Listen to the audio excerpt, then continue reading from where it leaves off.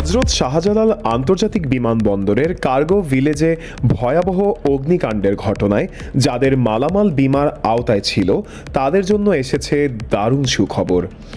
সংশ্লিষ্ট বিমা কোম্পানিগুলো জানিয়েছে ক্ষতিগ্রস্ত গ্রাহকদের বিমা দাবি দ্রুত নিষ্পত্তির উদ্যোগ নেওয়া হয়েছে। ফলে বড় অঙ্কের ক্ষতির মুখেও অনেক গ্রাহক নিশ্চিত থাকতে পারছেন। অন্যদিকে যেসব ব্যবসায়ী বা আমদানি রপ্তানিকারক তাদের মালামালের বিমা করেননি তারা এখন মারাত্মক ক্ষতির মুখে পড়েছেন, কারণ অগ্নিকাণ্ডে তাদের বিপুল পরিমাণ পণ্য পুড়ে গেছে, অথচ কোনো ক্ষতিপূরণ পাওয়ার সুযোগ নেই। এতে অনেকে হতাশা ও দুশ্চিন্তায় ভুগছেন। বিমা কোম্পানিগুলোর হিসাব অনুযায়ী ক্ষতিগ্রস্তদের মধ্যে প্রায় 70% গ্রাহকদের ছিল এয়ার অল রিস্ক পলিসি, যা অগ্নিকাণ্ড সহ যে কোনো ধরনের ক্ষতি কভার করে। তাদের ক্ষতিপূরণ পরিশোধযোগ্য হবে বলে নিশ্চিত করেছে কোম্পানিগুলো।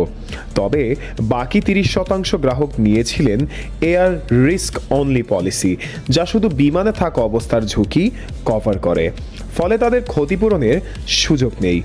বাংলাদেশ ইন্স্যুরেন্স অ্যাসোসিয়েশন BIA জানিয়েছে ক্ষতিগ্রস্ত গ্রাহকদের আস্থা বজায় রাখতে দ্রুত বিমা দাবি নিষ্পত্তির পদক্ষেপ নেওয়া হচ্ছে।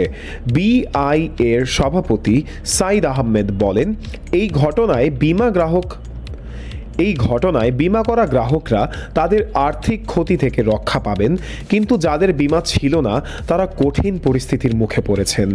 প্রাথমিকভাবে exporters association of Bangladesh EAB জানিয়েছে এই অগ্নিকাণ্ডে আমদানি রপ্তানিযোগ্য পণ্যের ক্ষতি প্রায় 12,000 কোটি টাকা। বিশেষজ্ঞরা বলছেন এই বিপুল ক্ষতি দ্রুত পুনরুদ্ধার না হলে দেশের রপ্তানি কার্যক্রমে বড় ধাক্কা লাগতে পারে। অগ্নিকাণ্ডের ঘটনাটি আবারও স্মরণ করিয়ে দিল বিমা শুধু একটি আনুষ্ঠানিকতা নয়, এটি একটি প্রয়োজনীয় আর্থিক সুরক্ষা। বিমাহীন ক্ষতিগ্রস্তদের হতাশা প্রমাণ করছে ঝুঁকির সময় বিমাই হতে পারে সবচেয়ে নির্ভরযোগ্য আশ্রয়।